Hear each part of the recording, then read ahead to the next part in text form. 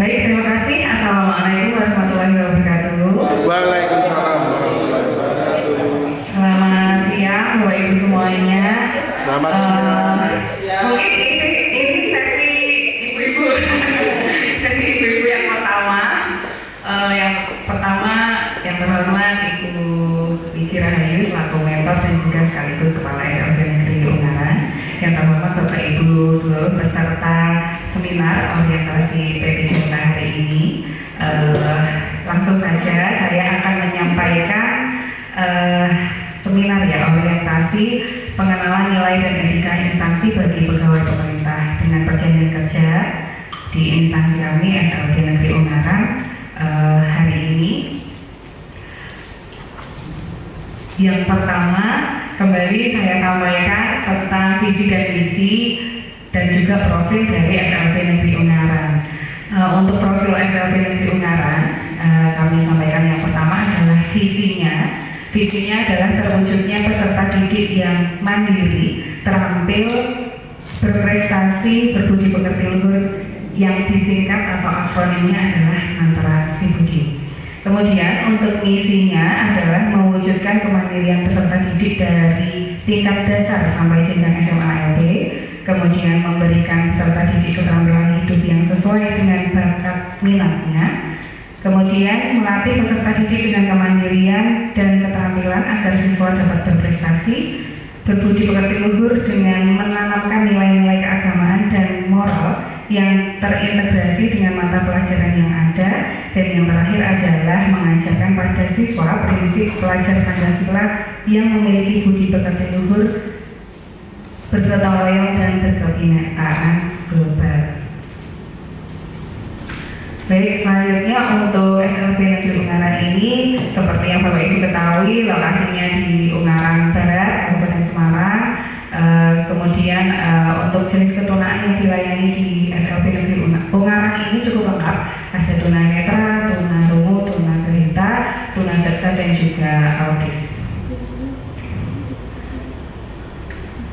Baik, selanjutnya saya akan menyampaikan tentang RHK. Untuk RHK atasan langsung yang kami ambil adalah pelaksanaan kurikulum satuan pendidikan yang berpusat pada peningkatan kualitas pembelajaran. Nah, di situ dari RHK atasan itu kemudian ada RHK pimpinan yang diintervensi.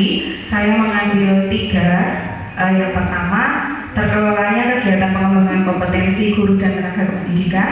Yang kedua, terkelolanya pelaksanaan pembelajaran yang berfokus pada implementasi kurikulum satuan pendidikan. Yang ketiga adalah terlaksananya peningkatan kualitas praktik pembelajaran guru. Dari 3 RHK pimpinan yang diintervensi tersebut nanti akan saya jabarkan menjadi RHK individu. Untuk RHK yang pertama adalah meningkatnya kompetensi melalui peran sebagai peserta kegiatan pelatihan atau bimbingan teknis yang memperoleh sertifikat di bidang pendidikan, kebudayaan, riset, dan teknologi. Untuk aspeknya ada kualitas, kuantitas, dan waktu. Untuk aspek kualitas, indikator kinerja individunya adalah persentase keikutsertaan dalam pelatihan dan bimbingan teknis dengan tercapainya tujuan pelatihan dan juga hasil belajar yang diinginkan. Ini targetnya 100%, kemudian kuantitasnya jumlah pelatihan atau bimbingan teknis yang diikuti, ada kami tuliskan 6 kegiatan. Untuk waktu, kurun waktu, keikutsertaan dalam pelatihan atau bimbingan teknis. Nah, di sini untuk kegiatan yang dilakukan, yang pertama adalah menganalisis kebutuhan pelatihan atau bimbingan teknis. Jadi dalam tahun itu saya ingin meningkatkan kompetensi saya di bidang apa, di bagian apa. Begitu biasanya saya ada keinginan, jadinya nanti saya pengen ikut pelatihan yang ini begitu. Nah, di situ nilai berakhlaknya di sini adalah karena saya menyusun analisis ini dengan tanggung jawab, dengan cermat, maka nilai berakhlaknya adalah akuntabel. Kemudian kegiatan yang kedua adalah mengikuti pelatihan atau bimbingan teknisnya. Tentunya kita kalau mengikuti dengan performa yang terbaik, hadir secara utuh di situ, maka di situ adalah nilai berakhlaknya adalah kompeten.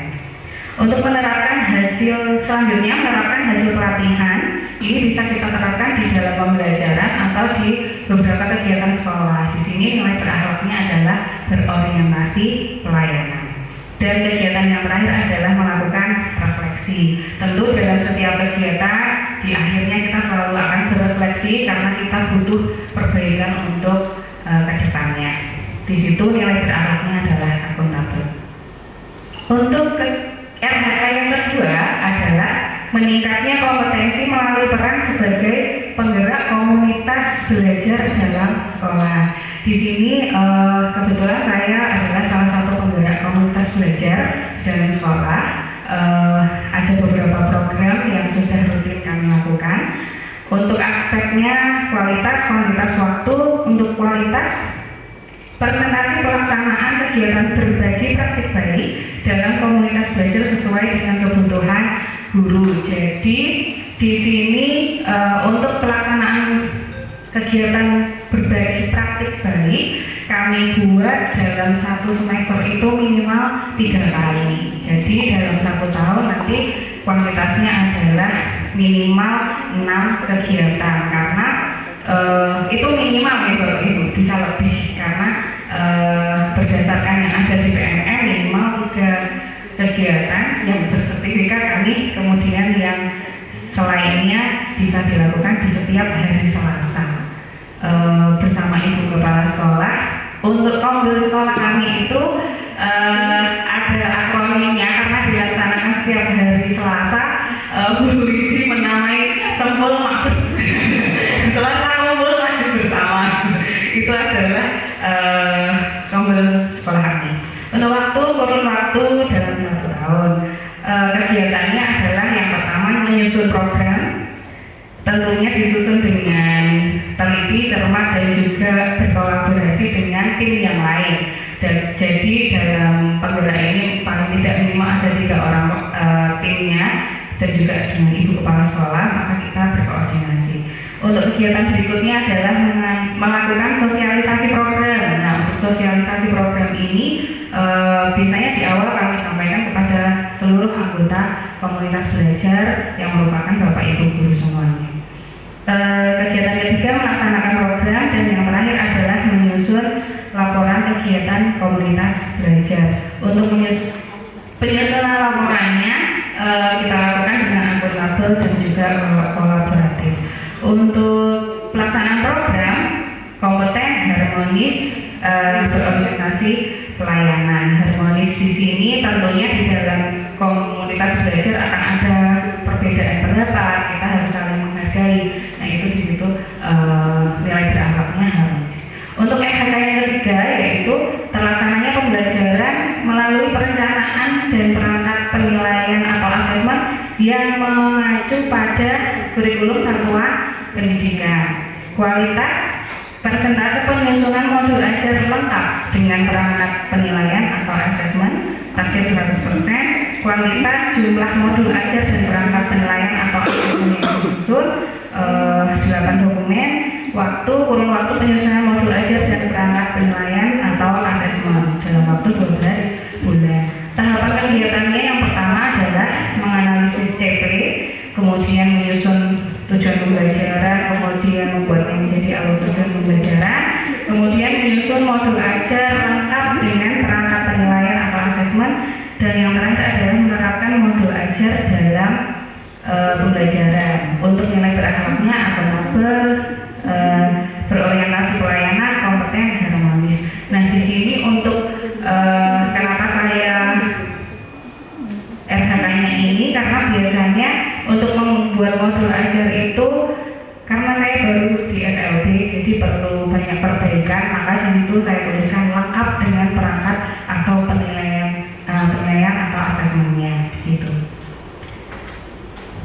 Untuk RHK yang keempat yaitu adalah meningkatnya kualitas praktik pembelajaran berdiferensiasi.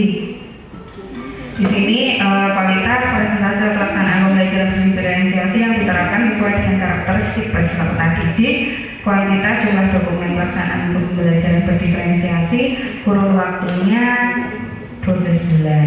Untuk tahapan kegiatannya adalah melakukan asesmen diagnostik. Berarti di awal kita harus melakukan asesmen diagnostik untuk mengetahui karakteristik siswa, kesiapan belajarnya seperti apa. Kemudian menganalisis hasilnya, kemudian menyusun modul ajarnya, dan yang terakhir adalah menerapkan modul ajar tersebut di dalam kelas. Untuk pembelajaran berdiferensiasi ini,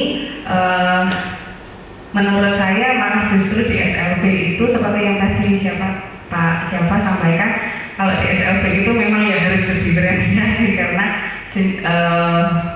siswanya memang sedikit, misalkan dalam satu kelas hanya 7, 8, atau 10 begitu, tetapi mereka punya karakteristik yang sangat berbeda dan unik. Untuk NHK yang terakhir adalah, mohon maaf ini tampilan PPT saya berubah. Jadi meningkatnya kualitas praktik pembelajaran melalui pemanfaatan teknologi. Di sini kualitasnya presentasi pembuatan administrasi kelas dan media pembelajaran melalui pemanfaatan teknologi. Target 100%, kuantitas jumlah administrasi kelas dan media pembelajaran berbasis teknologi yang dibuat. Saya mentargetkan ada 6 jenis, jadi anggapannya dalam satu semester ada 3 media pembelajaran. Maksudnya 1 untuk administrasi kelas, yang 2 adalah media pembelajaran baru yang saya buat. Kemudian untuk waktunya, kurun waktu pembuatan administrasi kelas dan media pembelajaran berbasis teknologi dalam kurun waktu 12 bulan. Tahapannya membuat administrasi kelas berbasis teknologi. Dalam hal ini nanti menuju ke paperless. Saat ini saya sudah membuat yang jurnal harian dan absensi atau presensi kelas, tetapi baru saya pakai sendiri karena untuk rekapnya nanti saya belum selesai. Mungkin nanti kalau sudah selesai bisa dipakai untuk Bapak Ibu guru semuanya di SLB Negeri Ungaran. Kemudian yang tahapan kedua, membuat media pembelajaran berbasis teknologi. Ini bisa berupa multimedia pembelajaran interaktif, bisa video pembelajaran, bisa juga nanti game edukatif begitu. Kemudian menerapkan pembelajaran berbasis teknologi. Nilai berakhlak yang dilakukan adalah adaptif karena harus sesuai dengan perkembangan teknologi. Saat ini kita banyak memanfaatkan teknologi dan juga berorientasi pelayanan untuk melayani peserta didik kita dengan sebaik-baiknya. Nah itu, terima kasih. Ada 5 RHK yang saya sampaikan. Mohon nanti jika ada pertanyaan atau masukan bisa disampaikan. Terima kasih. Assalamualaikum warahmatullahi wabarakatuh. Monggo Bapak Ibu jika mau ada yang bertanya. Saya Bu Eva. Iya. Yang tadi berkaitan dengan RHK yang terakhir ini ya. Yang terakhir tadi. Terakhir ya. Oke. Administrasi kelas dan media pembelajaran berbasis teknologi yang dibuat itu seperti apa? Mohon diberikan contoh konkretnya, realnya. Oh iya. Jadi gini Bu, untuk pembuatan administrasi kelas. Jadi selama ini karena saya baru 1 tahun di SLB Negeri Ungaran, selama ini administrasi kelas itu dengan kertas tertulis begitu, Bapak Ibu menulis setiap hari seperti itu. Lah, maka dari itu saya ingin membuatnya paperless. Sementara ini saya memang sudah membuat untuk jurnal harian pembelajaran dan juga absensi di kelas, tetapi itu baru saya pakai sendiri karena belum selesai. Nah nanti rencananya hasil dari isian siswa itu kan nanti ada rekapnya. Nah rekapnya ini sedang saya olah biar nanti Bapak Ibu semuanya yang misalkan di SLB Negeri Ungaran yang menggunakannya nanti bisa sekali masuk langsung rekapnya sudah jadi secara otomatis, jadi memperingan pekerjaan kita daripada setiap hari sih nulis seperti itu. Pengennya seperti itu, semoga nanti tahun depan bisa selesai. Amin. Kemudian yang untuk media pembelajaran untuk siswa itu nanti bisa berupa multimedia pembelajaran interaktif, Alhamdulillah saya sudah punya satu bisa dipakai siswa. Nanti mungkin akan saya kembangkan untuk media-media berikutnya. Gitu. Terima kasih Bu Suci. Ada lagi Bapak Ibu atau masukan dari Bu Wiji? Mungkin BNK sudah sudah gampang mamanya terima untuk PHK yang benar buat yang pelaksanaannya. Oke. Terima kasih. Ada lagi Bapak Ibu? Sambon. Baik, sekaligus matur dengan Bu Wiji, semoga nanti yang tadi saya rencanakan jadi ya Bu, sehingga bisa